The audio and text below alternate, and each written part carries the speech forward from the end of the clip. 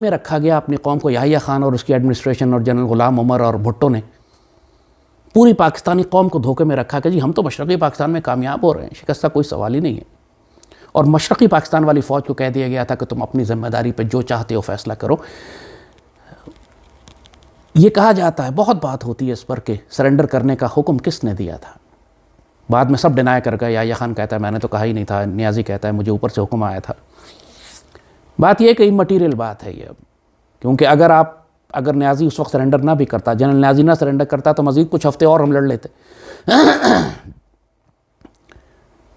لیکن نتیجہ وہی نکلتا چونکہ بھٹو فیصلہ کر چکا تھا، یحییٰ خان اور اس کی ایڈمنسٹریشن اور جنرل غلام عمر فیصلہ کر چکے تھے کہ مشرقی پاکستان کو توڑ کر الگ کرنا ہے اور کسی قسم کی مدد ان کو نہیں بھیجنی۔ یہ ضرور ہے کہ جنرل نیازی ایک بدکردار، زانی اور شرابی افسر تھا، اور اس کی وجہ سے جو نیچے افسروں کی قربانیاں تھیں ان سب پر مٹی پڑ گئی۔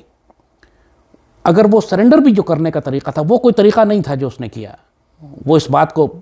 اتنا تماشا بنانے کی ضرورت نہیں تھی کہ وہ تصویریں دنیا کے سامنے کھینچیں اور آج تک بھارتی ہر گیرزن کی دیوار پہ وہ تصویر لگی ہوئی ہے کہ وہ دستخط کر رہا ہے ہتھیار ڈالنے کا، پھر پاکستان آرمی کو کھڑا کر کے اس طرح سیریمونیل ہتھیار ڈلوائے گئے۔ یہ سب ایک گھٹیا کمانڈر کی وجہ سے ہوا۔ ہتھیار باعزت طریقے سے بھی ڈالے جا سکتے تھے، کوئی ایگزٹ بھی لیا جا سکتا تھا، کوئی راستہ نکالا، کوئی 100 طریقے تھے۔ اگر پی او ڈبلیوز ہونا بھی تھا تو ضروری نہیں تھا کہ پی او ڈبلیو ہونے کے لیے تماشا لگایا جاتا، لیکن جیسے کہا کہ یہ غلطی فوج کی نہیں تھی، یہ نیازی کی تھی، یہ اس کی ذاتی غلطی تھی، اس کا ذاتی کردار اس قسم کا تھا، کیونکہ یہ یحییٰ خان کے ایڈمنسٹریشن کے تھے، وہ سارے اس زمانے کے افسر جو تھے ان میں وہی شرعی خامیاں موجود تھیں جس کی وجہ سے انسان بزدل ہو جاتا ہے۔ یہ بدنصیبی کی بات تھی کہ شیروں اور دلیروں کی ایک فوج کے اوپر وہ لوگ حکمران تھے جن کا کوئی تعلق اللہ رسول اور دلیری اور شجاعت اور غیرت سے نہیں تھا۔ آج 50 برس کے بعد پاکستانی قوم پر واجب ہے کہ مشرقی پاکستان کے مجاہدین سے اس فوج سے معافی مانگیں کہ ہم نے ان کو اس محاذ پر بھیجا،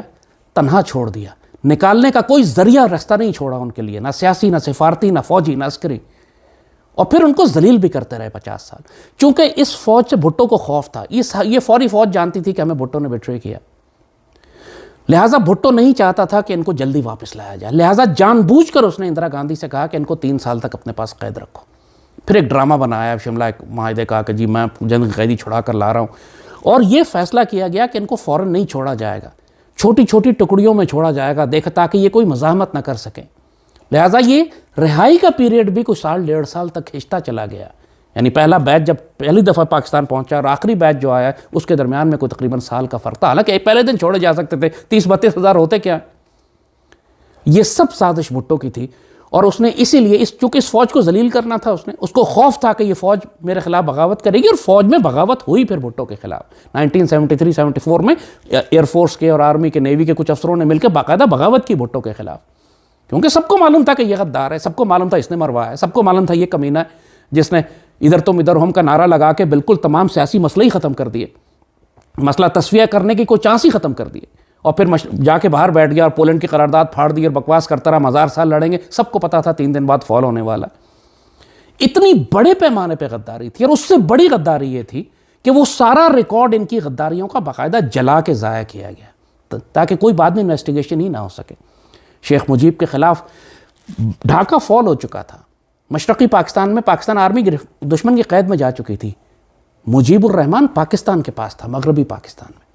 اگر بھٹو چاہتا تو اس کو رکھتا اپنے پاس، اور اس کے بدلے آرام سے اگلے دن اپنی پوری فوج رہا کروا لیتا، کیونکہ جو بنگلہ دیش کا بانی ہے، ان کا بابائے قوم ہے، وہ پاکستان کی قید میں تھا۔ لیکن بھٹو نے بغیر کچھ لیے اگلے دن مجیب الرحمان کو جہاز میں بٹھایا، ڈھاکہ بھیج دیا۔ کس قسم کا بغیرت آدمی تھا وہ، اپنی پوری فوج چھڑوا سکتا تھا پہلے دن، جس کو 3 سال بھارتی جیلوں میں رکھا گیا، کم از کم 150-200 افسر اور جوان شہید ہوئے ہمارے بھارتی جیلوں کی قید میں، پوری دنیا میں بے عزتی ہوئی پاکستان کی۔ یہ سب کچھ ہم مینیج کر سکتے تھے کیونکہ مجیب ہماری قید میں تھا مغربی پاکستان میں، بھٹو نے نہیں ہونے دیا۔ Bhutto was the head of the state at that time, کیونکہ فوراً ہی فال آف ڈھاکہ کے بعد یحییٰ خان نے ریزائن کر دیا تھا، بھٹو کو لا کے حکومت دے دی گئی تھی۔ تو جس لیول کا بٹریل ہے وہ سارا ایویڈنس جلا دیا گیا، یعنی کتنی بدنصیبی کی بات ہے اس قوم کی کہ مشرقی پاکستان ٹوٹ گیا اور ایک شخص کو سزا نہیں ہوئی۔ صرف مختصر ہم یہ بات کریں گے کہ پوری پاکستانی قوم پر، جس طرح آج کل ہم یہ دیکھ رہے ہیں کہ مشرقی پاکستان کے جو سول آرم فورسز والے ہیں ان کو پاک فوج عزت دے رہی ہے. یہ وہ رضاکار ہیں جو پاک فوج کے ساتھ مل کر لڑے، بہاری،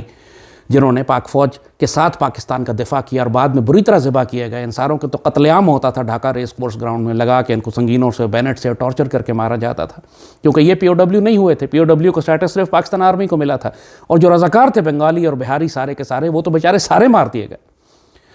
یا بہت بری طرح سے. وہ کیمپوں میں، آج تک کیمپوں میں رہ رہے ہیں. اب پاکستان آرمی ان کو اکنالج کر رہی ہے کہ آپ لوگوں نے 50 سال پہلے پاکستان کے لیے قربانیاں دی تھیں، لیکن اب